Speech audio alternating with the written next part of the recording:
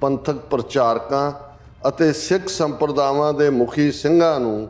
20ਵੀਂ ਸਦੀ ਦੇ ਮਹਾਨ ਸ਼ਹੀਦ ਸੰਤ ਜਰਨੈਲ ਸਿੰਘ ਪਿੰਡਾਂ ਵਾਲਿਆਂ ਤੋਂ ਸਿੱਖਿਆ ਲੈਣੀ ਚਾਹੀਦੀ ਹੈ, ਜਿਨ੍ਹਾਂ ਨੇ ਪੰਥਕ ਸੋਚ ਨੂੰ ਮੁੱਖ ਰੱਖਦੇ ਹੋਏ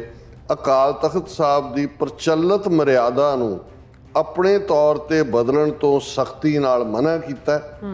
ਉਹਨਾਂ ਹਮੇਸ਼ਾ ਸੰਸਥਾ ਨਾਲੋਂ ਸਿੱਖ ਪੰਥ ਨੂੰ ਪਹਿਲ ਦਿੱਤੀ। ਭਾਈ ਹਵਾਰਾ ਨੇ ਕਿਹਾ ਕਿ ਅੱਜ ਸਾਨੂੰ ਸਾਰਿਆਂ ਨੂੰ ਆਪਸੀ ਮਤਭੇਦ ਭੁਲਾ ਕੇ ਗੁਰਬਾਣੀ ਦੇ ਮਹਾਵਾਕ ਅਨੁਸਾਰ ਗੁਰਸਿੱਖਾਂ ਇੱਕੋ ਪਿਆਰ ਗੁਰਮਿੱਤਾਂ ਪੁੱਤਾਂ ਭਾਈਆਂ ਨੂੰ ਹਿਰਦੇ ਵਿੱਚ ਵਸਾ ਕੇ ਪੰਥ ਦੇ ਹਿੱਤਾਂ ਨੂੰ ਮੁੱਖ ਰੱਖ ਕੇ ਵਿਚਰਨਾ ਚਾਹੀਦਾ ਹੈ,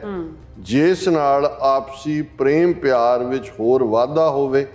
ਤੇ ਕੌਮੀ ਮੰਜ਼ਿਲ ਦੀ ਪ੍ਰਾਪਤੀ ਲਈ ਇਕਜੁੱਟ ਹੋ ਕੇ ਸੰਘਰਸ਼ ਕਰੀਏ।